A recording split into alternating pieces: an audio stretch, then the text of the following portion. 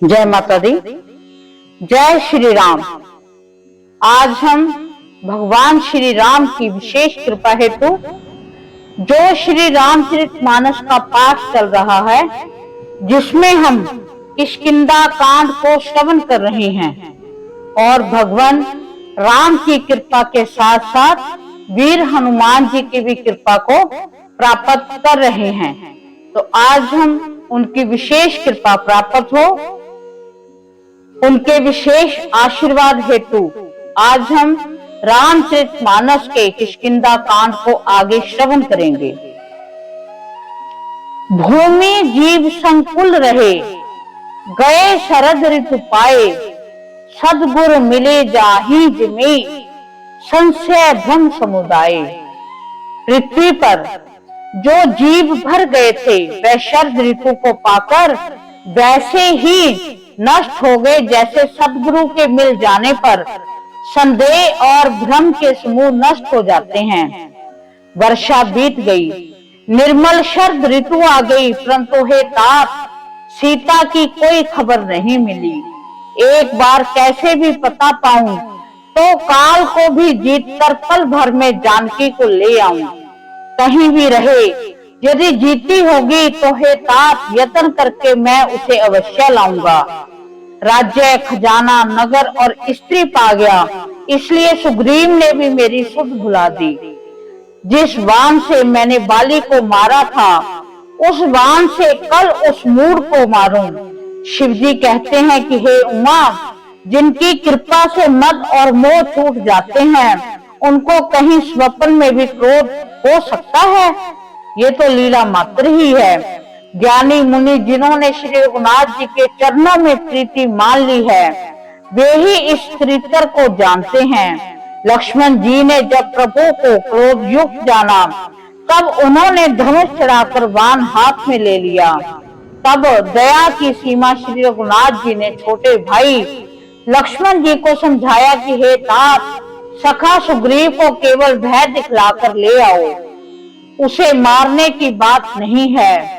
यहाँ किष्किंधा नगरी में पवन कुमार श्री हनुमान जी ने विचार किया कि सुग्रीव ने श्री राम जी के कार्य को भुला दिया। उन्होंने सुग्रीव के पास जाकर चरणों में सिर नभाया, साम, दान, दंड भेद चारों प्रकार की नीति कहकर उन्हें समझाया। हनुमान जी के वचन सुनकर सुग्रीव ने बहुत ही भय माना और कहा, विषयों ने मेरे ज्ञान को हर लिया।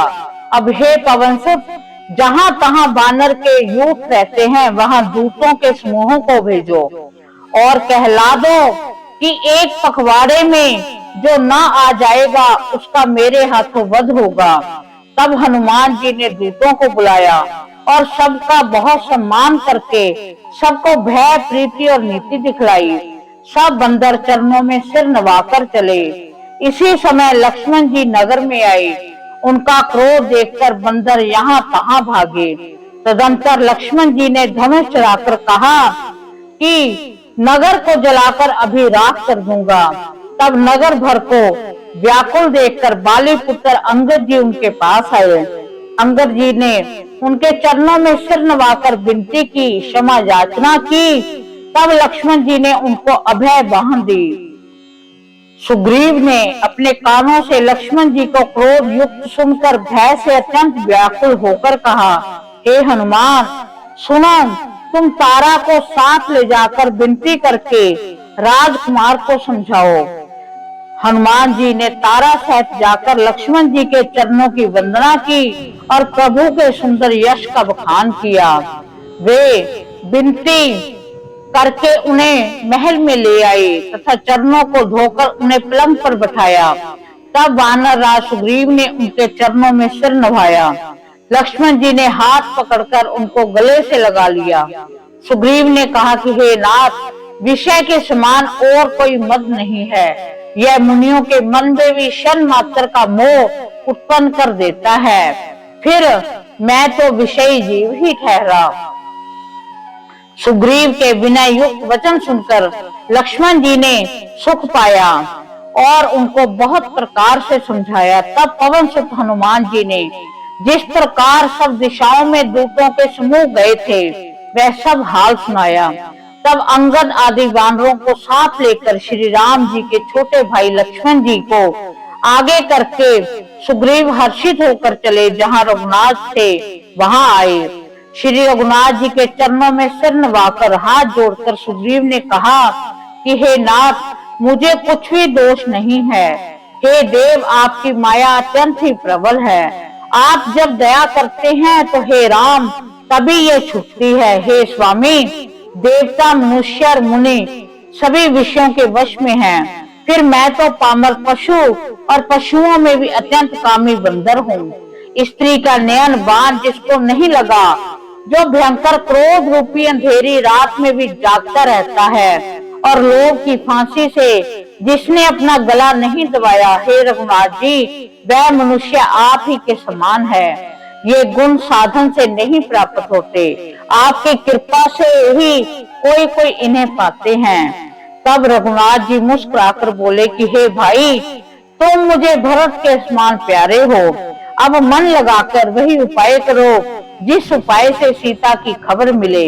इस प्रकार बातचीत हो रही थी कि बानरों के झुंड आ गए। अनेकों रंगों के बानरों के दल सब दिशाओं में दिखाई देने लगे। भगवान शिव कहते हैं कि हे उमा, बानरों की वह सेना मैंने देखी थी, उसकी जो गिनती करना चाहे वह महान मूर्ख है। सब वानर आकर श्री राम जी के चरणों में मस्तक नभाते हैं और श्री मुख के दर्शन करके कृतार्थ होते हैं। सेना में एक भी वानर ऐसा नहीं था जिससे श्री राम जी ने कुशल न पूछी हो। प्रभु के लिए यह कोई बड़ी बात नहीं है, क्योंकि श्री रघुनाथ जी विश्व रूप तथा सर्वव्यापक है। आज्ञा पाकर सब जहां तहां खड़े हो गए। तब सुग्रीव ने सबको समझाकर कहा कि हे वानरों के समूहो, यह श्री रामचंद्र जी का कार्य है और मेरा अनुरोध है, तुम चारों ओर जाओ और जाकर जानकी जी को खोजो। हे भाई, महीने भर में वापस आ जाना। जो अवधि बिताकर बिना पते लगाए ही लौट आवेगा, उसे मेरे द्वारा मरवाते ही बनेगा। सुग्रीव के वचन सुनते ही सब वानर तुरंत जहां तहां चल दिए। तब सुग्रीव, अंगद, नल, हनुमान आदि प्रधान प्रधान योद्धाओं को बुलाया और कहा कि हे धीर बुद्धि और चतुर नील, अंगद, जामबान और हनुमान, तुम सब श्रेष्ठ योद्धा मिलकर दक्षिण दिशा की ओर जाओ। सब किसी से सीता जी का पता पूछना, मन, वचन तथा कर्म से उसी का उपाय सोचना। श्री रामचंद्र जी का कार्य संपन्न करना। सूर्य को पीठ से और अग्नि को हृदय में सेवन करना चाहिए, परंतु स्वामी की सेवा तो छल छोड़कर सर्व भाव से करनी चाहिए। माया को छोड़कर प्रलोक का सेवन प्राप्ति के लिए भगवत सेवा रूप साधन करना चाहिए, जिससे भव से उत्पन्न सारे शोक मिट जाएं। हे भाई, देह धारण करने का यही फल है। सब कामों में को छोड़कर श्री राम का भजन ही किया जाए। सद्गुणों को पहचानने वाला बड़ा भागी है, जो श्री रघुनाथ जी के चरणों का प्रेमी है। आज्ञा मांगकर और चरणों में सिर नवाकर श्री रघुनाथ जी का स्मरण करते हुए हर्षित होकर चले। सबके पीछे पवन सुत हनुमान जी ने सिर नवाया। कार्य का विचार करके प्रभु ने उन्हें अपने पास बुलाया। उन्होंने अपने कर कमल से उसके सिर का स्पर्श किया तथा अपना सेवक जानकर उन्हें अपने हाथ की अंगूठी उतारकर दे दी। बहुत प्रकार से सीता को समझाना और मेरा बल तथा विरह प्रेम कहकर तुम शीघ्र लौट आना। हनुमान जी ने अपना जन्म सफल माना और कृपा निधान प्रभु को हृदय में धारण करके वे चले। यद्यपि देवताओं की रक्षा करने वाले प्रभु सब बात जानते हैं, तो भी वह राजनीति की रक्षा कर रहे हैं। सब वानर वन, नदी, तालाब, पर्वत, पर्वतों की कंधाओं में खोजते हुए चले जा रहे हैं। मन में श्री राम जी के कार्य में लवलीन है। शरीर तक का मन तक भूल गया है। कहीं किसी राक्षस से भेंट हो जाती है तो एक एक शपथ में ही उनके प्राण ले लेते हैं। पर्वतों और वनों को बहुत प्रकार से खोज रहे हैं। कोई मुनि मिल जाता है तो पूछने के लिए उसे सब घेर लेते हैं। इतने में ही सबको अत्यंत प्यास लगी। जिससे सब अत्यंत ही व्याकुल हो गए, किंतु जल कहीं नहीं मिला। घने जंगल में सब भुला गए। हनुमान जी ने मन में अनुमान किया कि जल पिए बिना सब लोग मरना ही चाहते हैं। उन्होंने पहाड़ की चोटी पर चढ़कर चारों ओर देखा तो पृथ्वी के अंदर एक गुफा में उन्हें एक आश्चर्य दिखाई दिया।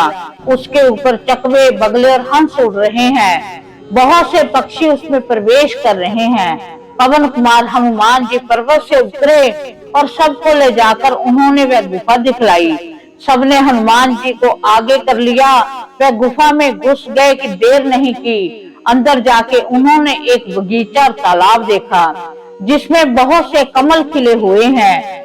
वही एक सुंदर मंदिर है जिसमें एक तपोमूर्ति स्त्री बैठी है। दूर से ही सबने उसे सिर नवाया। पूछने पर अपना सब वृतांत कह सुनाया। तब उसने कहा कि जल पान करो, भांति भांति के रसीले सुंदर फल खाओ। आज्ञा पाकर सबने स्नान किया, मीठे फल खाए। फिर सब उसके पास चले आए। तब उसने अपनी सब कथा कह सुनाई। मैं अब वहां जाऊंगी जहां रघुनाथ जी हैं। तुम लोग आंखें मूंद लो और गुफा को छोड़कर बाहर हो जाओ। तुम सीता जी को पा जाओगे, पछताओ नहीं। निराश ना हो। आंखें मूंदकर फिर जब आंखें खोली तो सब वीर क्या देखते हैं कि वे सब समुन्दर के तीर पर खड़े हैं। और वह स्वयं वहां गई जहां रघुनाथ जी थे। उसने जाकर प्रभु के चरण कमलों में मस्तक नवाया और बहुत प्रकार से विनती की। प्रभु ने उसे अपनी अचल भक्ति दी। प्रभु की आज्ञा पाकर सिर पर धारण कर और श्री राम जी के युगल चरणों को, जिनकी ब्रह्मा और महेश भी वंदना करते हैं, हृदय में धारण करके वह बद्र का आश्रम को चली गई। जहाँ बानरगण मन में विचार कर रहे हैं कि अवधि तो बीत गई पर काम कुछ नहीं हुआ। सब मिलकर आपस में बात करने लगे कि भाई अब तो सीता जी की खबर लिए बिना लौटकर भी क्या करेंगे। अंगद ने नेत्रों में जल भरकर कहा कि दोनों ही प्रकार से हमारी मृत्यु हुई। यहाँ तो सीता जी की सुध नहीं मिली, वहां जाने पर वानर सुग्रीव मार डालेंगे। वे तो पिता के वध होने पर ही मुझे मार डालते, पर श्री राम जी ने मेरी रक्षा की। इसमें सुग्रीव का कोई एहसान नहीं है। अंगद बार बार सबसे कह रहे हैं कि अब मरण हुआ, इसमें कुछ भी संदेह नहीं है। वानर वीर अंगद के वचन सुनते हैं किंतु कुछ बोल नहीं सकते। उनके नेत्रों में जल बह रहा है। एक क्षण के लिए सब सोच में मगन हो गए। फिर सब ऐसा वचन कहने लगे कि हे सुयोग्य युवराज, हम लोग सीता जी की खोज के लिए के बिना नहीं लौटेंगे। ऐसा कहकर लवण सागर के तट पर जाकर सब वानर कुश बिछाकर बैठ गए। जामबान ने अंगद का दुख देखकर विशेष उपदेश की कथाएं कही। वे बोले कि हे तात, श्री राम जी को मनुष्य न मानो, उन्हें निर्गुण ब्रह्मा, अजय और अजन्मा समझो। हम सब सेवक अत्यंत भरभागी हैं जो निरंतर श्री राम जी में प्रीति रखते हैं। निज इच्छा प्रभु अब करही, सुरमह गोद्विज लाग, सगुन उपासक संग तह, रहे मोक्ष सब त्याग। इस प्रकार हमने बड़ी सुंदर महिमा भगवान श्री राम की पढ़ी। बड़ा सुंदर प्रसंग पढ़ा कि कैसे सुग्रीव को जब राजपाट मिल जाता है तो वो अपने विषयों में इस प्रकार लीन हो जाते हैं कि जो भगवान श्री रामचंद्र जी से उनकी दोस्ती हुई थी कि उनका साथ देना सीता जी को ढूंढने में, वो अपने कर्तव्य को भूल जाते हैं। और काफी ऋतु बीतने के बाद शरद ऋतु में वो इस बात को भगवान श्री राम लक्ष्मण जी से कहते हैं कि सुग्रीव ने अपना फर्ज भुला दिया। तो उनको क्रोध आता है। लक्ष्मण जी उस क्रोध को देखकर बाण उठाकर किष्किंधा की तरफ चले जाते हैं, परंतु भगवान श्री राम कहते हैं कि हमने उन्हें मारना नहीं, सिर्फ डराना है। तो इस बात का पूरा प्रसंग वीर हनुमान जी सुग्रीव जी से बताते हैं, जिससे जो सुग्रीव हैं उन्हें अपना कर्तव्य याद आता है और वो अपनी पूरी वानर सेना को माँ सीता जी को ढूंढने में लगा देते हैं। तो अभी सीता जी का नहीं पता चला कि सीता जी कहाँ है। तो हम नेक्स्ट जो हमारा पाठ होगा, जो हमारा प्रसंग होगा, उसमें हम श्रवण करेंगे कि सीता जी कैसे और किस रूप में उनको मिलती हैं और उनके मिलने से क्या क्या गति होती है, सभी चीजों का हम श्रवण करने वाले हैं। तो आज हम भगवान श्री राम से प्रार्थना करते हैं कि हे भगवान, अगर हमसे कोई गलती हो गई है, उस गलती को वो क्षमा करें। हम आपके चरणों में करोड़ों बार नमस्कार करते हैं, आपको बार बार वंदन करते हैं, आपको हम प्रार्थना करते हैं कि आप अपनी भक्ति में हमेशा हमें लगाए रखें। इसी के साथ जय माता दी, जय श्री राम।